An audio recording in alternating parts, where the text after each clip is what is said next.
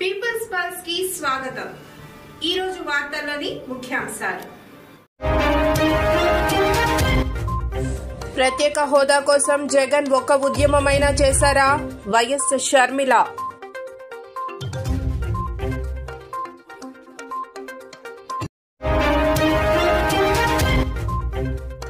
రాజ్యాంగాన్ని మార్చబోతున్నారు సీఎం రేవంత్ రెడ్డి సంచలన వ్యాఖ్యలు.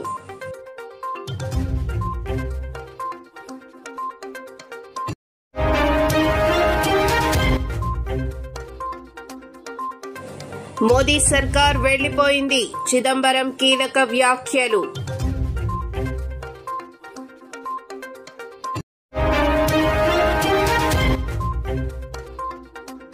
ఉక్రెయిన్పై రష్యా భారీ దాడి, 4 విద్యుత్ ప్లాంట్ల ధ్వంసం.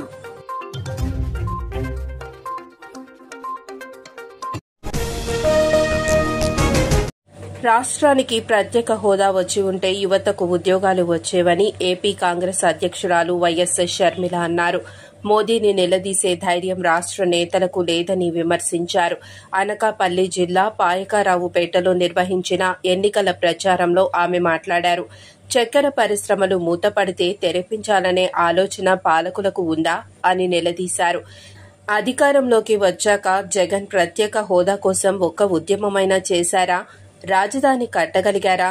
రాజధాని కూడా కట్టలేని నేతలకు ఓట్లు ఎందుకు వేయాలి? రైతులకు అన్యాయం జరుగుతుంటే సీఎం ఏం చేస్తున్నారు? మెగా డీఎస్సీ అని దగా డీఎస్సీ ఇచ్చారు. ఎన్నికలకు 2 నెలల సమయం ఉందన్నప్పుడే గుర్తొచ్చిందా? కుంభకర్ణుడు 6 నెలలే నిద్రపోతాడు. మీరు 5 ఏళ్లు నిద్రపోయి ఎన్నికలప్పుడు లేచారా? సిద్ధమంటూ బయలుదేరారు. దేనికి? అప్పులు చేయడానికా? మద్యపాన నిషేధం చేయకపోతే ఓట్లే అడగనన్నారు. ఇప్పుడు సర్కారే లిక్కర్ అమ్ముతోంది. నాసిరకం మద్యం తాగి ప్రజలు చనిపోతున్నారు అని షర్మిల మండిపడ్డారు. తెలంగాణలో మే 13న లోక్సభ ఎన్నికలు జరగనున్నాయి. ఈ తరుణంలో డబుల్ డిజిట్ సీట్లే లక్ష్యంగా కాంగ్రెస్ చీఫ్ ముఖ్యమంత్రి రేవంత్ రెడ్డి దూకుడు పెంచారు. ఇప్పటికే జిల్లాల వారీగా వరుస పర్యటనలు చేస్తూ కాంగ్రెస్ శ్రేణుల్లో జోష్ నింపుతున్నారు. తెలంగాణ అసెంబ్లీ ఎన్నికల్లో గెలిచిన విధంగా లోక్సభ ఎన్నికల్లోనూ అదే స్థాయిలో సత్తా చాటాలని ప్లాన్ రచిస్తున్నారు. వామపక్ష పార్టీలతో పొత్తు పెట్టుకుని ముందడుగు వేస్తున్నారు కాంగ్రెస్ చీఫ్ రేవంత్ రెడ్డి.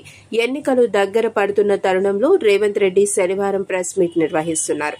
లోక్సభ ఎన్నికలతో పాటు హామీలు తదితర అంశాలపై మాట్లాడుతున్నారు. భారతదేశంలో 2 దశల ఎన్నికలు పూర్తయ్యాయి. ఇంకా 5 దశల్లో ఎన్నికలు జరగాల్సి ఉంది. ఇంకా ప్రధాన పార్టీల కీలక నేతలు ప్రచారం ముమ్మరం చేస్తున్నారు. ఈ తరుణంలో తమ పార్టీ మేనిఫెస్టోపై నిరంతరం విమర్శలు చేస్తున్న ప్రధాని నరేంద్ర మోదీపై కాంగ్రెస్ సీనియర్ నేత పి. చిదంబరం మండిపడ్డారు. ప్రారంభంలో కాంగ్రెస్ మేనిఫెస్టోను ప్రధాని మోదీ పట్టించుకోలేదు. ఏప్రిల్ 19న మొదటి దశ ఎన్నికలు పూర్తి అయిన తర్వాత మేనిఫెస్టో మీద తీవ్రంగా విమర్శిస్తూ వస్తున్నారు. మొదటి దశ ఎన్నికల తర్వాత మేనిఫెస్టో కొత్త స్థాయిని సంతరించుకుందని చిదంబరం పేర్కొన్నారు. మోదీ సర్కార్ వెళ్లిపోయింది. ఇది కొన్ని రోజులకు ముందు బీజేపీ సర్కార్, నిన్నటి నుంచి ఎన్డీఏ సర్కార్. ఏప్రిల్ 19 నుంచి సంభవించిన రాజకీయ మార్పును మీరు గమనించారా అంటూ పి. చిదంబరం తన ఎక్స్ ఖాతాలో ట్వీట్ చేశారు. కాంగ్రెస్ అధికారంలోకి వస్తే మహిళల మంగళసూత్రాలకు ముప్పు వాటిల్లుతుందన్న బీజేపీ మాటలపై ఆయన విరుచుకుపడ్డారు. గత 3-4 రోజులుగా బీజేపీ చెబుతున్నదంతా అబద్దం. మేనిఫెస్టోలో ఎక్కడైనా పునర్విభజన అనే ఒక్క పదాన్ని నాకు చూపించండి. సంపదను పునః పంపిణీ చేయడం వంటి పదాలను ఎక్కడైనా చూపించండి. అది మా మేనిఫెస్టోలో లేదని చిదంబరం అన్నారు. కాంగ్రెస్ అధికారంలోకి వస్తే ముస్లింలకు రిజర్వేషన్లు కల్పిస్తామన్న బీజేపీ వాదనలపై మాట్లాడుతూ మేనిఫెస్టోలో ఎక్కడ ఉంది? గత 4 రోజులుగా బీజేపీ నేతలు చేస్తున్న ప్రకటనలన్నీ పూర్తిగా ఊహాజనితమైనవే. అది ఎక్కడ ఉందో చూపించాలి. మేనిఫెస్టోలో నేను వారికి బహిరంగంగా సవాల్ విసురుతున్నాను అని చిదంబరం అన్నారు. అమెరికా వర్సిటీలో ఇజ్రాయెల్కు వ్యతిరేకంగా పాలస్తీనాకు అనుకూలంగా నిరసన ప్రదర్శనలు జరుగుతున్న విషయం తెలిసిందే. అయితే అట్లాంటాలోని ఎమోరీ యూనివర్సిటీలో ఓ లేడీ ప్రొఫెసర్ను పోలీసులు కింద పడేసి ఆమె చేతికి బేడీలు వేశారు.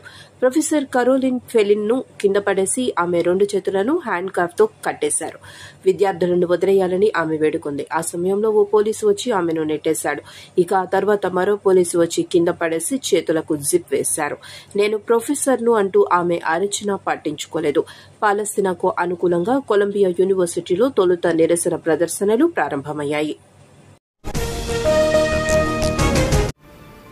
వార్తలు ఇంతటితో సమాప్తం. చూస్తూనే ఉండండి పీపుల్స్ పల్స్. సామాన్య ప్రజల గుండె సవ్వడి, ప్రజానాడి.